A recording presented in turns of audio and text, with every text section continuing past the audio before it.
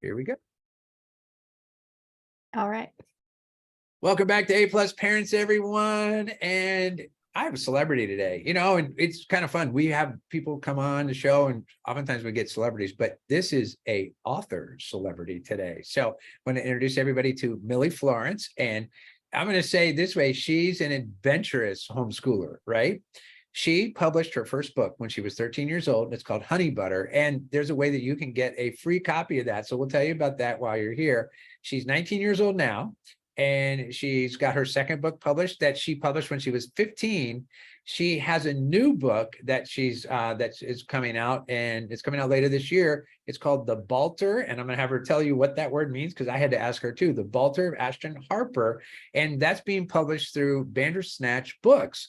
So, and then she's also got her first picture book coming out, No Snow Yet. That's going to be coming out later in the winter. And I think she's got some other projects going on too. So just super, super cool what she's up to. She lives in Illinois. And she told me she's on a big 20 acres of land. And part of being on 20 acres of land gives her the opportunity to be outdoors and do outdoor stuff. And one of her favorite things to do is zip lining, right? So that's super cool. So she told me they had set up a thing where she got to zip line on her own property, but also got the zip line in a big stadium in Germany. So going across the stadium. So this, when we talk about being an adventurous homeschooler, she is that. She was homeschooled her entire life. She has 4 siblings and they're all homeschooled. So it's a homeschooling family. But I think the best thing is for our listeners and for you and for people listening to this and for young people, right, that you can do what she's done, be published at 13. And she self-published that book. So we're going to have her kind of tell her story about what it looks like and how it is. She also, with her 4 siblings, she said that she's got a varying amount. So I guess on any given day, there could be, the head count, right, of cats and chickens. So that's pretty fun. Now, hopefully they all get along with each other as well. But Millie, first of all, thanks for being here. We're going to link she's got all kinds of ways to get in touch with her via social media and her website. So we'll give you all that in the show notes and we'll tell you about those as we go as well. But first of all, Millie, thanks for being here. Thanks for making your day work to be here and welcome. Yeah, of course. I'm really excited to be here. It's so great. Yeah, I was we met at the Great Homeschool Convention in Cincinnati, Ohio. And for me, we go, and I usually have at least one other person with me now at the conventions because I have to manage my own kind of ADD-ness, right? Because I walk around a lot. So, but one of the things I do when I walk around is I walk around the convention hall and I'm looking for interesting people that can come and be on the podcast, which is how I met Millie. And I was like, hey, what are you doing? And she was telling me about her books, and I met her sister, and her sister's into art, and she was showing me some of the digital artwork she's been making, and she had done some bookmarks for Millie. So just really, really cool. And I was like, oh my gosh, this would be so much fun to have you come on and share with everybody about what you're up to. So Millie, first of all, tell us about, what are your books about? And especially like Balter, you have to tell us what that word means. Right? Tell us about your books and what they're about.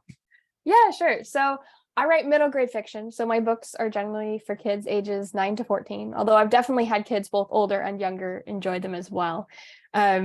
My first book, Honey Butter, which I published when I was 13, is a contemporary story. So it takes place in the real world.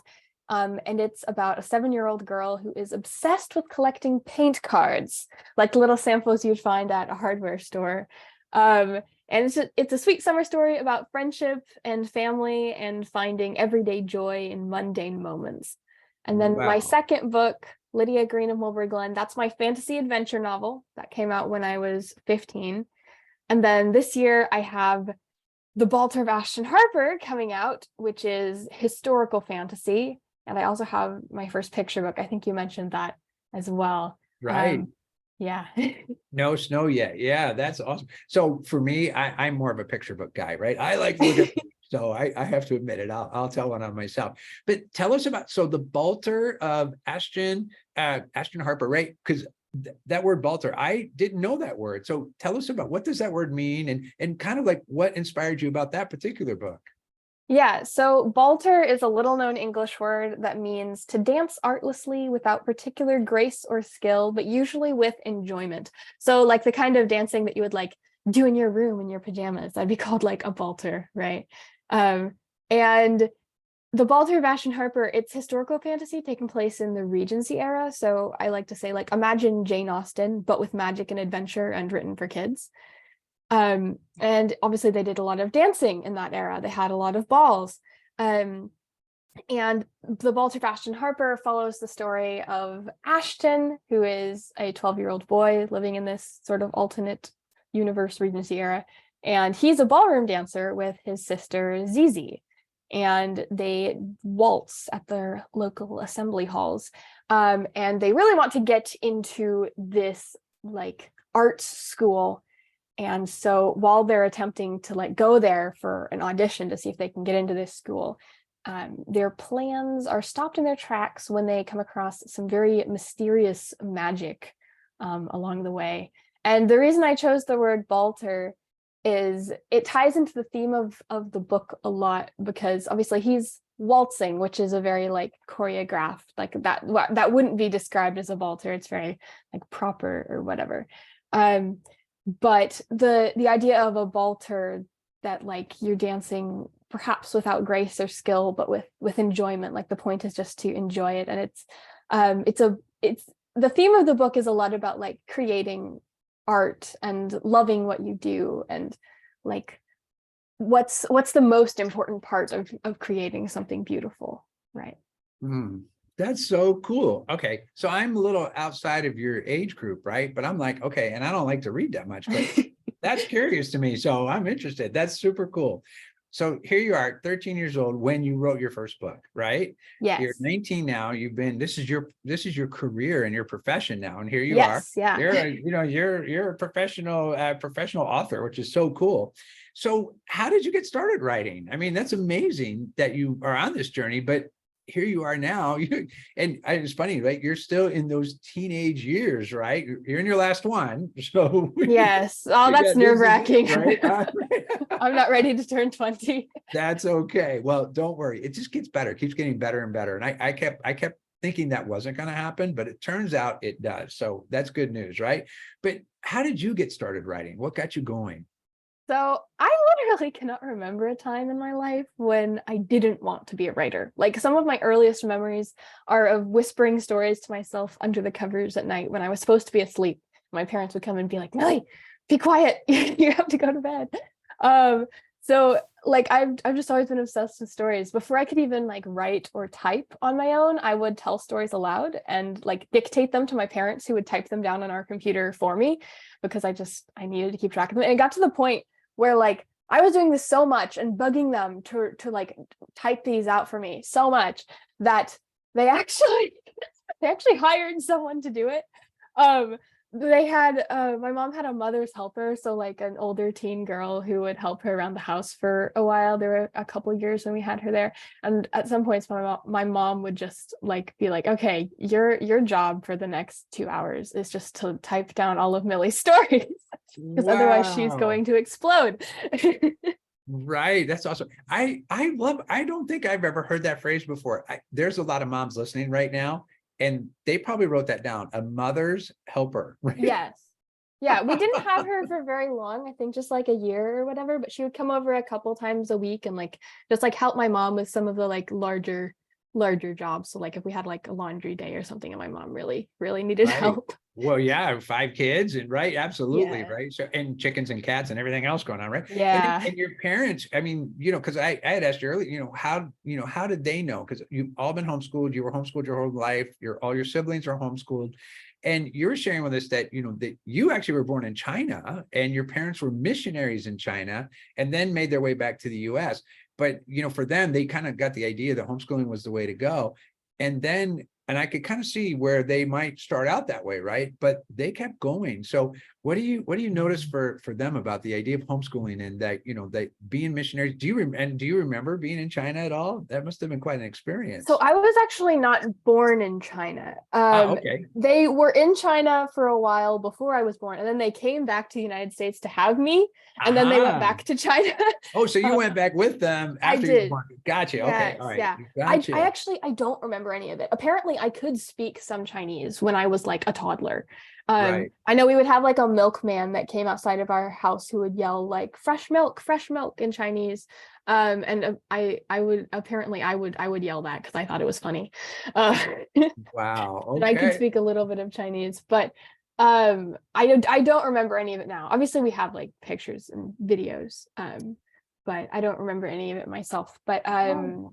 their ideas about homeschooling. What was the question? Yeah, so they decided like here you are, you're in China, and kind of the idea of homeschooling was probably a great idea, being where you were, Mhm. geography wise, right? Yeah. But coming back to the US and now with all your siblings, like homeschooling was the way to go for them.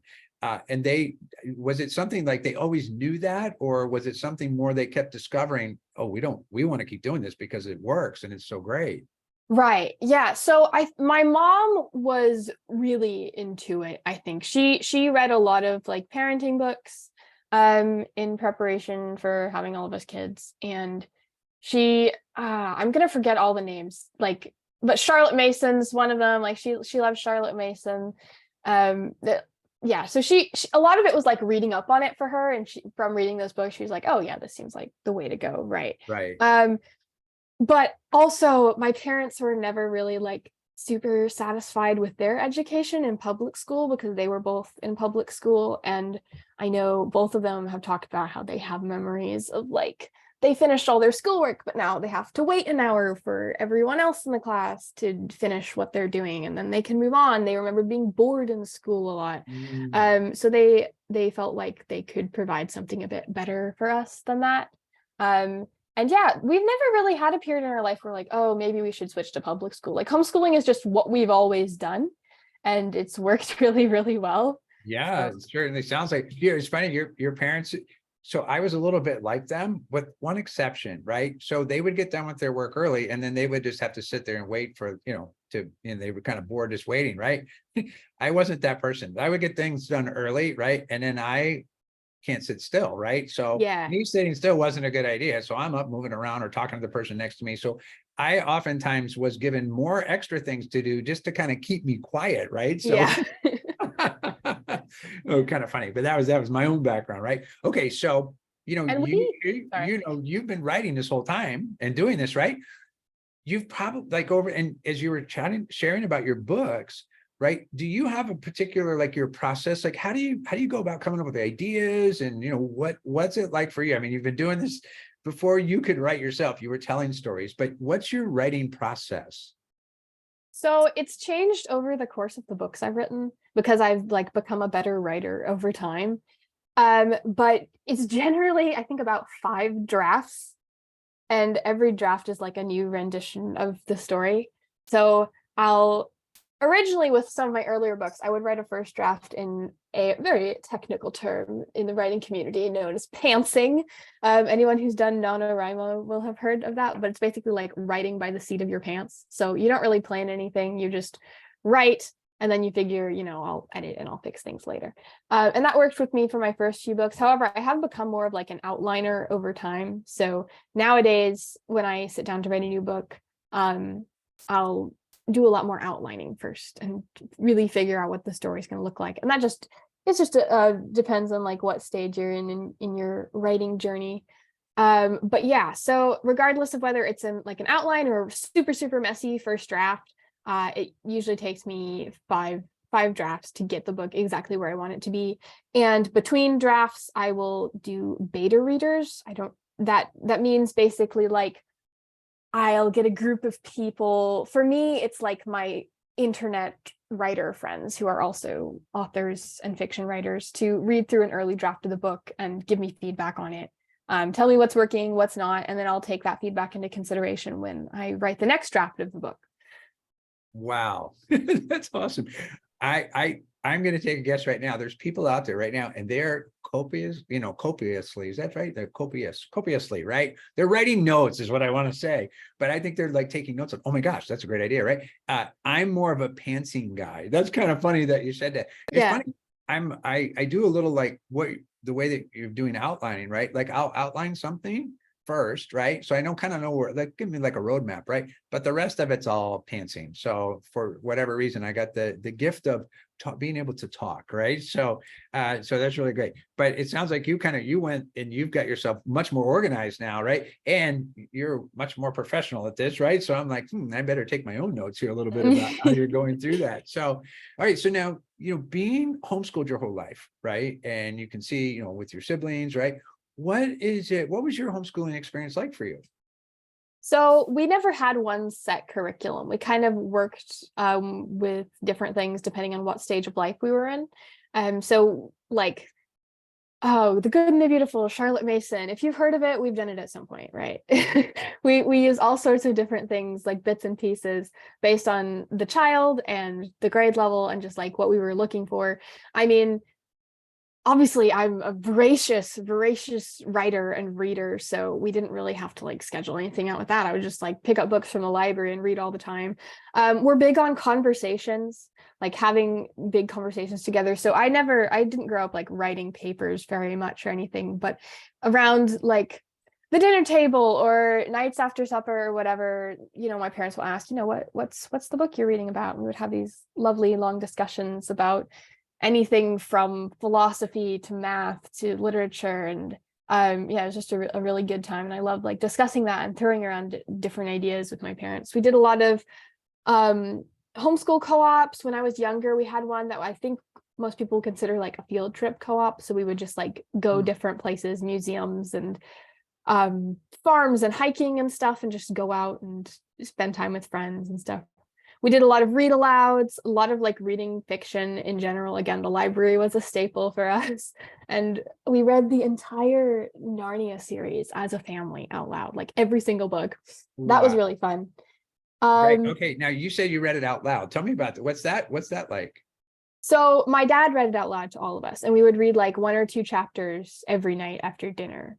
Read alouds are really awesome because it allows you to kind of share the experience of the story together as a family, and it gives you something to talk about, right? Because we all know what just happened in the last chapter we read. So again, we can have more of those big juicy discussions about all that. So wow, that's cool. When your dad was doing that, I'm curious because I'm like, oh, that's kind of cool, right?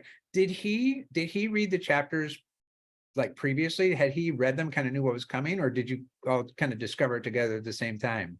We all discovered it together at the same time. I don't think he would have had time to like preview. Right. Yeah. I'm thinking that for myself too. It's like, well, let's just jump. Let's see what's out there. What it looks like. Okay. So, I know there's moms listening right now, young people listening right now. And, for our younger writers, and even for some of our homeschool families, for moms and dads that are listening too, that they have that aspiring writer in them, especially young people. What's your advice for young writers? Like, what would you get them started and kind of go through the process?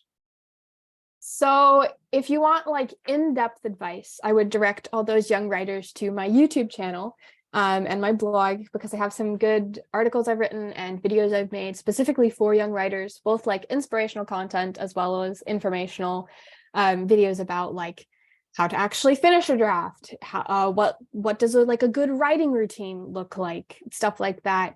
So if you want like more specific answers, I would direct them to YouTube. However, I do think my one main tip would be, when you're starting out, quantity is more important than quality. Like, write lots of things, because any amount of writing will make you a better writer, whether it's an email or a novel. And I think there's this temptation, because it definitely was there for me as a young writer, to like get stuck on one story idea and be like, this is it. This is going to be my best-selling novel in 20 years. So I'm not going to write anything but this.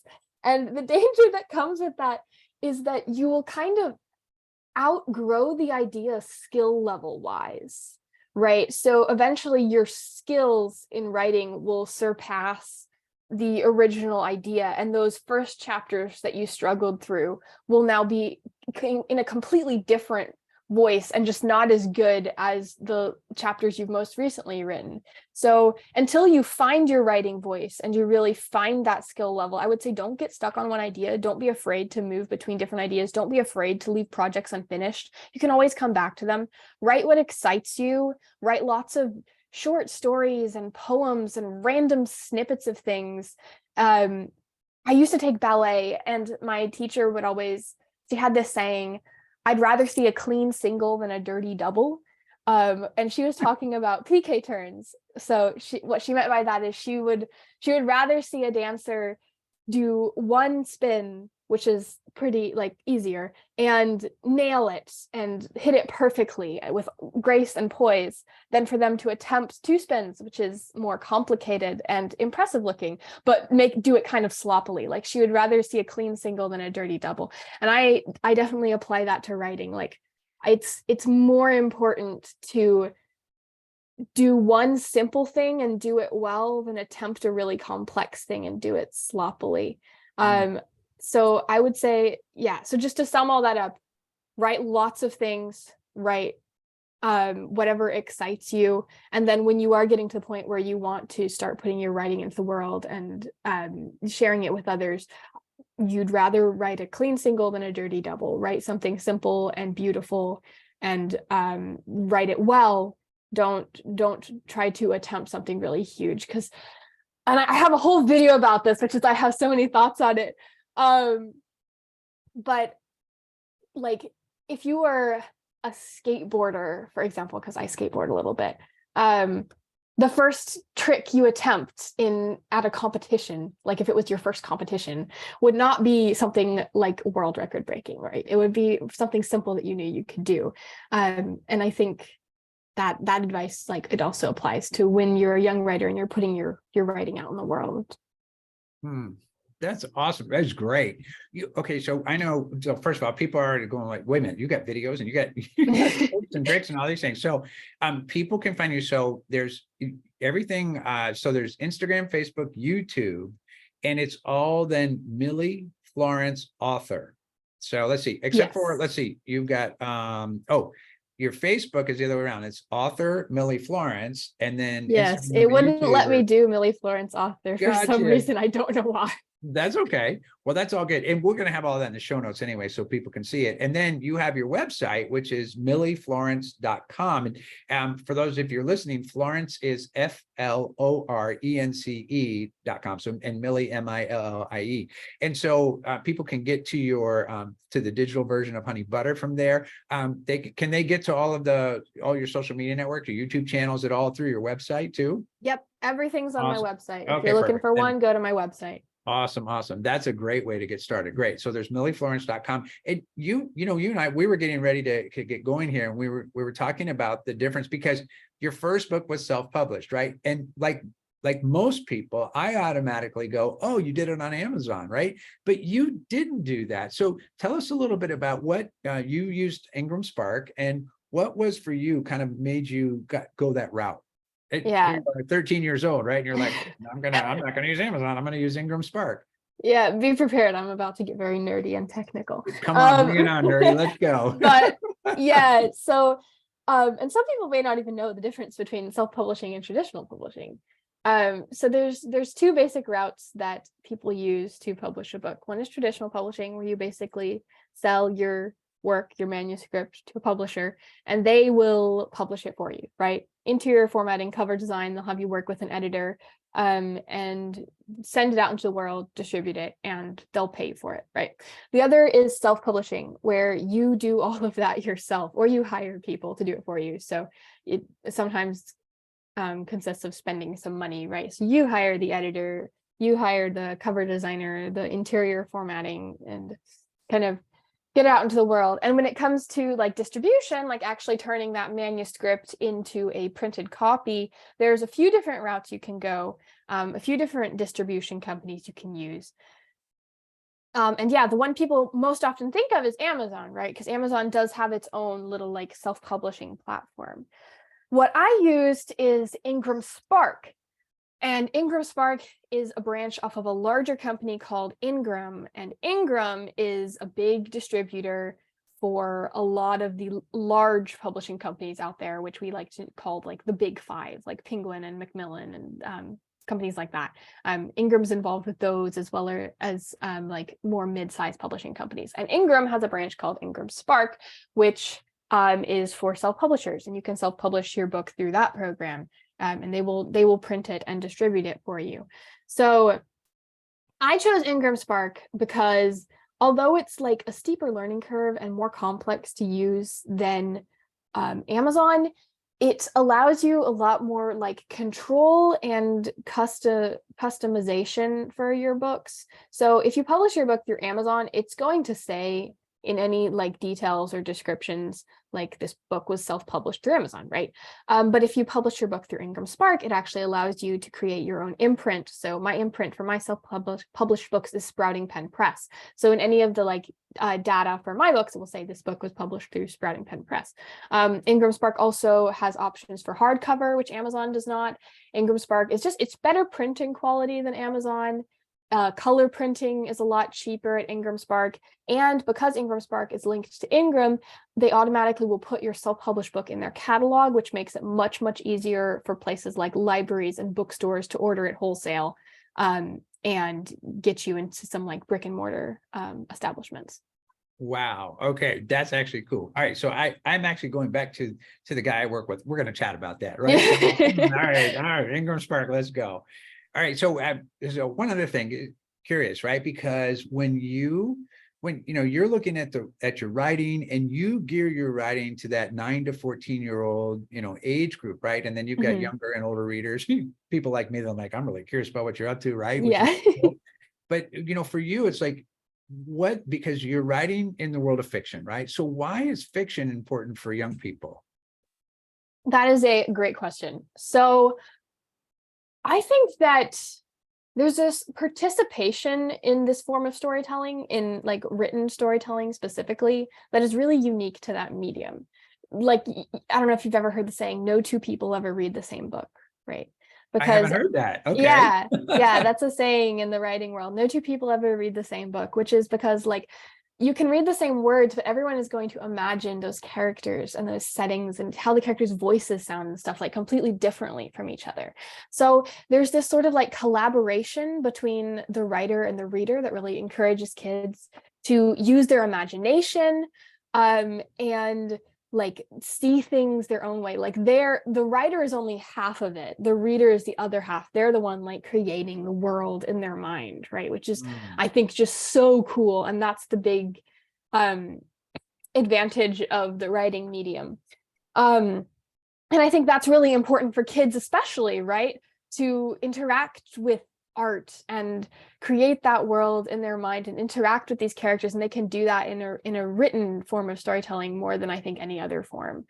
There's a quote I like: "A reader lives 1,000 lives before he dies. The man who never reads lives only one," and that is by George R.R. Martin.